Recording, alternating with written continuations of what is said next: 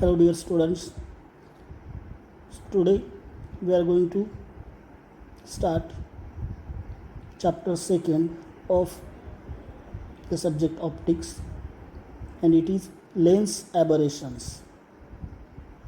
So today we are going to introduce what is aberration in forming images in lens system, that we are going to see. So we already saw the formation of images using lens, that how the image is formed from the object.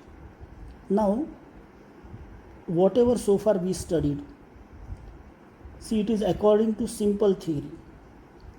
So we saw the lens equation, that is 1 upon f is equal to 1 upon v minus 1 upon u. F is focal length, v is image distance, and u is object distance. So far the equation which we have been considering, it is based on certain assumptions, which is a part and parcel of simple theory. So first condition is that the light ray makes very small angle with the principal axis. That means actually, according to this theory, we are considering, if this is a lens, then incident ray, this is object, so the incident ray is making very small angle with the optical axis. That is first assumption. Second, the aperture of the lens is very small. That means the portion of the lens on which the light rays incident, which are emerging from object, that aperture is very small. That is what second assumption. And third, the point object gives the point image. That means if this object is a point, then after refraction we get the image of the object, which is also a point image. These are assumptions. But now we have to consider the practically how the image is formed. So far the equation which we saw, which is based on a simple theory, that you remember. Now here it is, in actual practice these conditions are rarely satisfied. So practically it is not feasible that the assumptions will come into practice. So because first thing, to collect large amount of light, large aperture is necessary. So if we want the image to be bright, we need to collect large amount of light, and so that the aperture must be large. It is necessary. So marginal rays are considered. So now marginal rays are considered means, actually according to this theory we are considering only the rays which are making very small angle, but the ray which is far away from the optical center, that is called as a marginal rays, and these marginal rays are also must be considered in actual practice. So here consider, so non-paraxial rays do not meet the single point, and we know that the angle of incident is increased, so obviously angle of refraction changes, and that is why non-paraxial rays do not meet at a single point. This is what happening practically. As a result, a position, size and shape of image is deviated from that of given by simple theory. According to simple theory, we saw point object gives point image, but practically it is not happening. Size, position and shape of the image is deviated, and that is basically a concept of aberration. So such a deviation is called as an aberration. So what exactly aberration is? See, the departure and deviation in actual image produced by a lens from the ideal image predicted. So whatever theory we so far studied, it is according to simple theory, and in that case we are considering the object image is ideal, but practically there is a departure and deviation in the actual image produced by lens, and from the ideal image predicted by simple theory, and this is basically called as a aberration. It is nothing but a defect in the image. So let us consider types of aberrations. So there are two types of aberrations. So first one is a monochromatic aberration.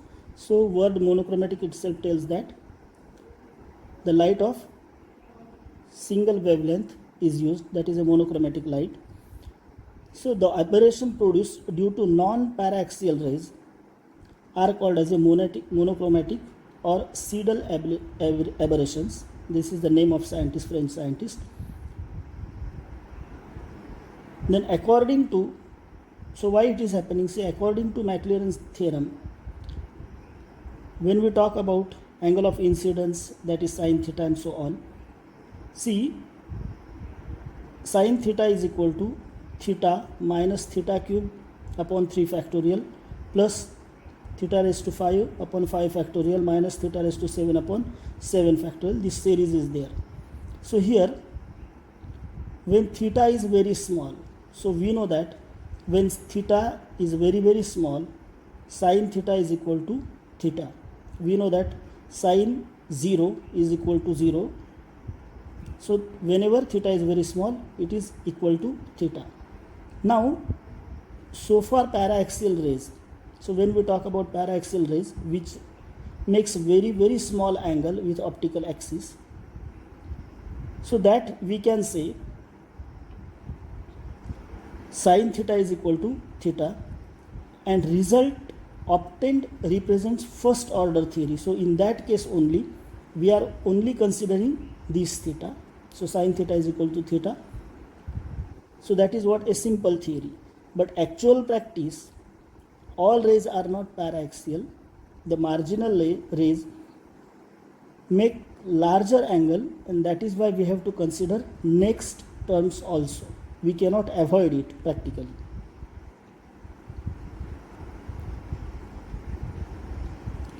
So see, but in actual practice, marginal rays which make large angle theta are also present. So see here, we can see that I have shown here, this is a paraxial rays which makes a very small angle.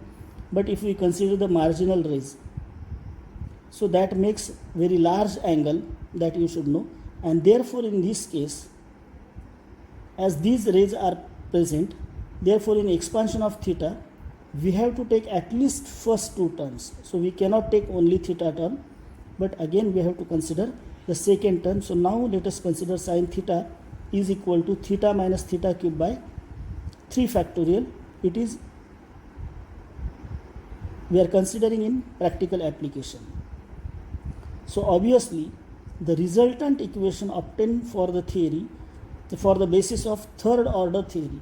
So obviously when we use only theta term, that means rays are almost paraxial. That is a simple theory, or we call it a first order theory. But now practically we have to consider these two terms, and so wherever we are using these terms, that is called as a third order theory.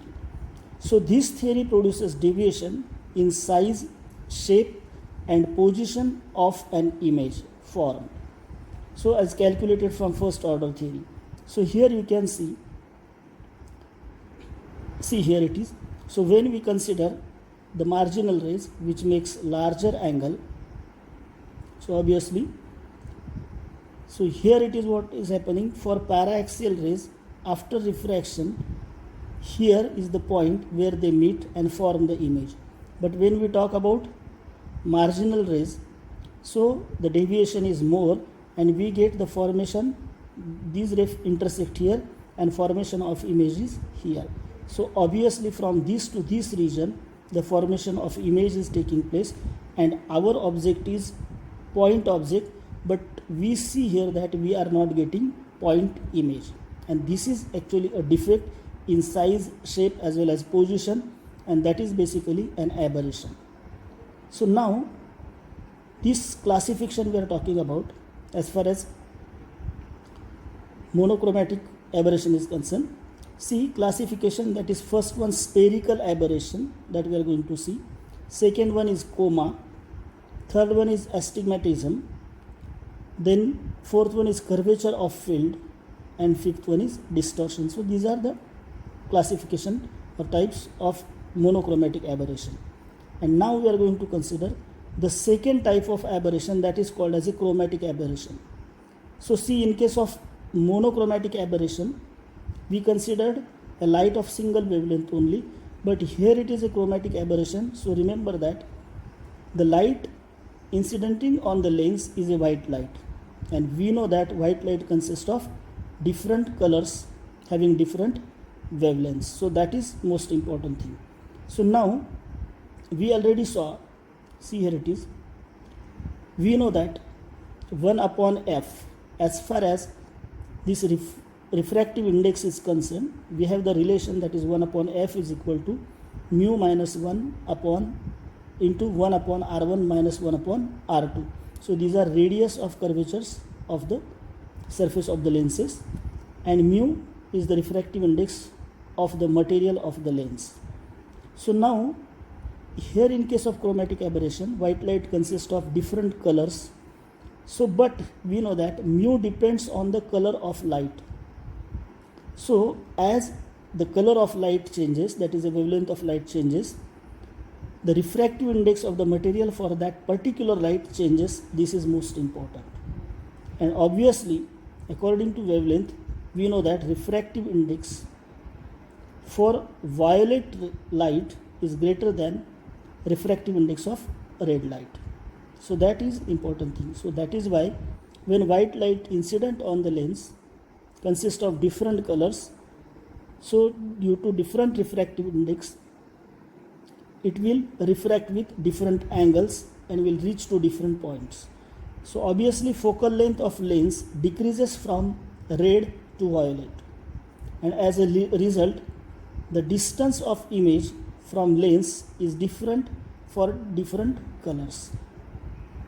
So the magnification of image depends on focal length.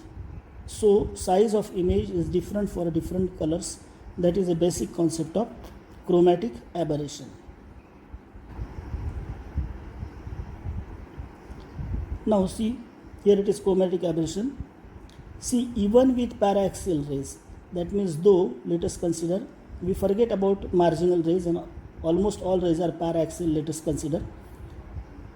A lens will not form one single image.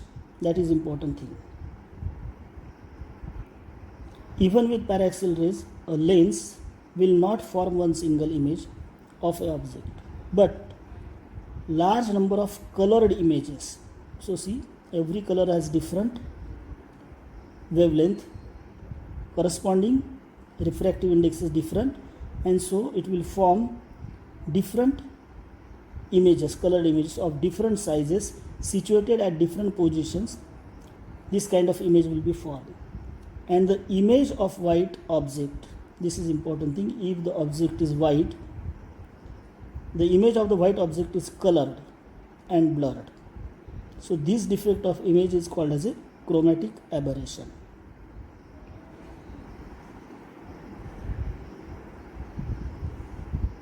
So now we saw there are two types of aberration, that is a monochromatic aberration and chromatic aberration. Now we are going to see the types or classifications according to monochromatic aberration. So first type is spherical aberration. So what exactly is spherical aberration, that we are going to see. See here it is, spherical aberration is nothing but the failure of a lens to form a point image of a point object is called spherical aberration.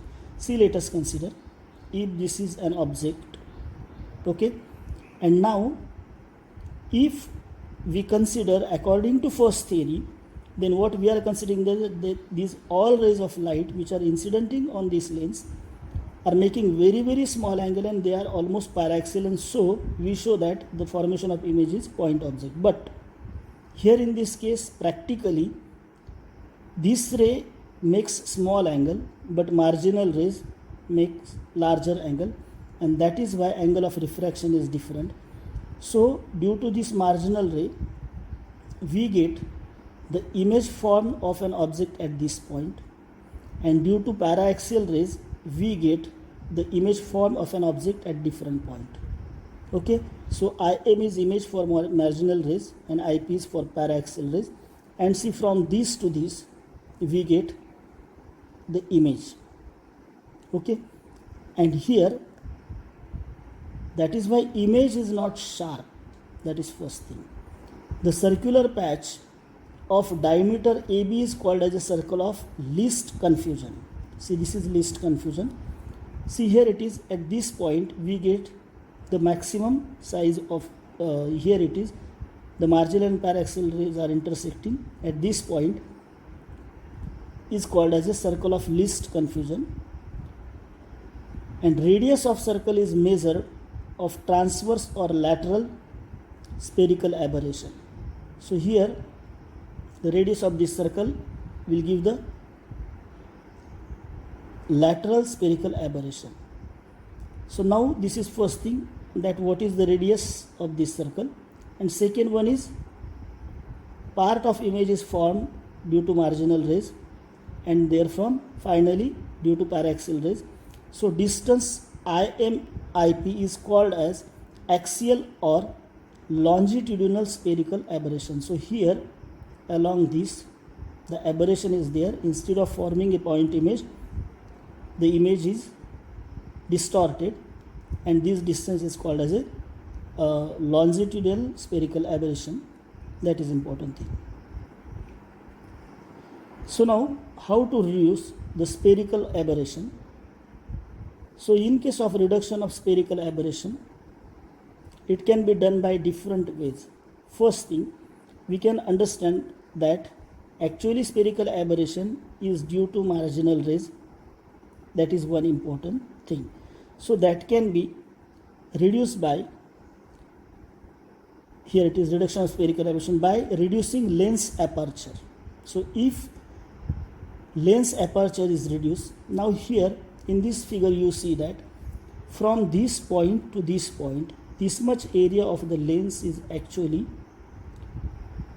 the light is incident on. So if you reduce this area, so that means we try to reduce the marginal rays, so aperture is made smaller, then spherical aberration can be reduced. That is first thing. Second, use of plano-convex lens. So using a lens which is of plano-convex types, it can be reduced. How it is happening, that we are going to see. And third one is by using crossed lens. So this way spherical aberration can be reduced. Now let us consider how it can be done using reducing the lens aperture. So see, here it is. I have shown you here a complete lens, and now this is the inner portion.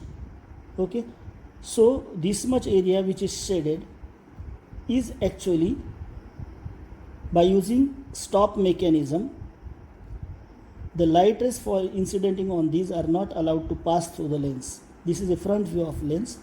So here it is, by reducing the lens aperture. So let us consider that H be the aperture of the lens, and we know that aberration, remember that aberration is directly proportional to H square. So if H is reduced, aberration will be reduced. That is important thing. And so for that we are using the stop arrangement can be used. So instead of using full aperture, portion of the lens is shaded or blackened, so that this is optical center, and here it is a circumference of that particular lens. So marginal rays are stopped, and the use of stop to reduce the intensity of image. So here we can stop the marginal rays, but automatically the light rays which actually were passing through this area are now absent, and that is why the intensity of the image will be reduced due to use of stop. Now we are considering the second method, that use of plano-convex lens for reducing spherical aberration. So we know that in case of spherical aberration, it arises due to the large deviation of marginal rays. The rays which are at the margin, actually they are producing the deviation, and if the deviation of marginal rays of light is made minimum, then the focus FM will be shifted towards FP, and this way it can be reduced. That is one important thing. But it is observed that longitudinal or axial spherical aberration can be minimized if the deviation is equally shared by both the surfaces of the lens, and so we can use this concept for reducing spherical aberration. Now here let us consider plano-convex. This is plane surface and this is a convex surface. Now incident light beams or rays are first incidenting on the plane surface, and when they are incidenting on the plane surface, so obviously as they are normal to the plane surface, here refraction is only due to one surface, that is a convex surface. So that is important thing. But that means refraction is due to only one surface, or deviation is due to only one surface. But here if you consider that instead of using plane surface first, if we use curved surface first, then deviation is both due to this curved surface as well as plane surface.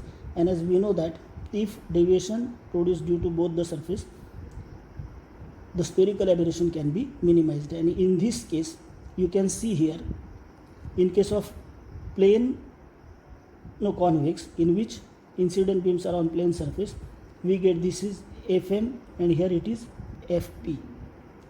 So this is what the image formed is between these 2 points. But if we consider this, deviation is due to, because of the incident ray is not now normal to the surface, that is why deviation is there.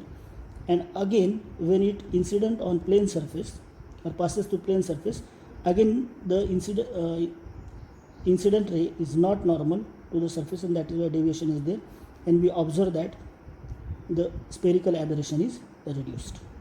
So this way you can use plano-convex lens, but remember that for reducing the plano-convex lens, the incident rays must be on a curved surface so that we can have a minimum spherical aberration. Now the third method, that by using crossed lens. So what is cross lens concept that we are going to consider? So remember that when parallel beam of light incident on a thin lens, the longitudinal or axial aberration produced by lens is given by, that is x is equal to p square upon f into bracket k square mu cube plus k into mu plus 2 mu square minus 2 mu cube bracket complete plus mu cube minus 2 mu square plus 2 divided by this term. We see that 2 mu into mu minus 1 bracket square into 1 minus k bracket square.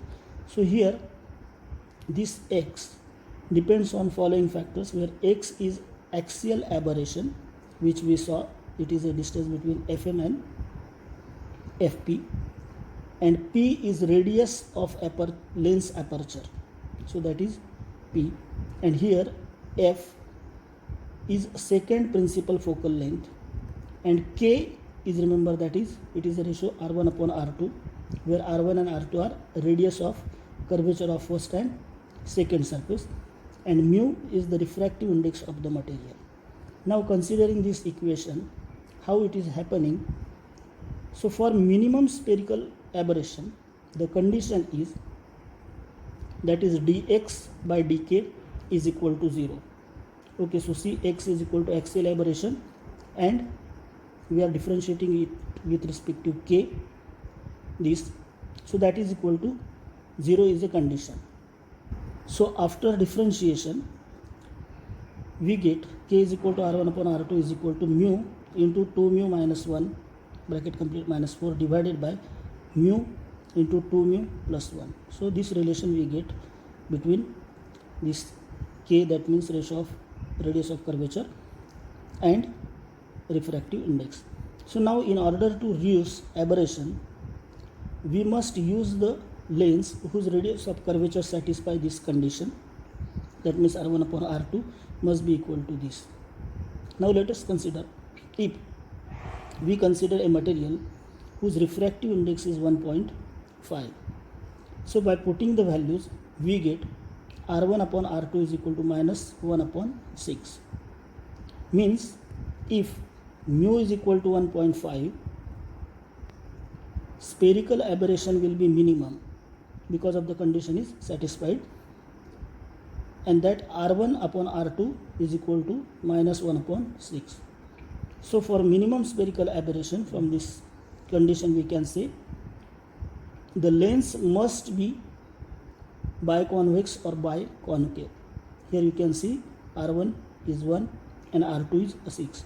So radius of curvatures are different. So that is, the radius of curvature of the surface on which light incident must be 1/6 of other surface. So here it is, this side of the lens and this is another side of the lens. You can observe that here in this case radius of curvature is large and here radius of curvature is small. Okay, so the portion of the lens on which light is incidenting must have a small radius, so that is 1/6 of the other surface. And third, a lens having R1 upon R2 is equal to minus 1 upon 6 is called as a cross lens. Now this lens, remember that, whose two surfaces are having different radius of curvature. First one's radius of curvature is 1/6 of the second, and if you form this kind of lens, then this lens is called as a cross lens because of it satisfies the condition, and in this case we get minimum spherical aberration. So this is another method to reduce the spherical aberration. Okay, so remaining topics we'll see next time. Thank you very much.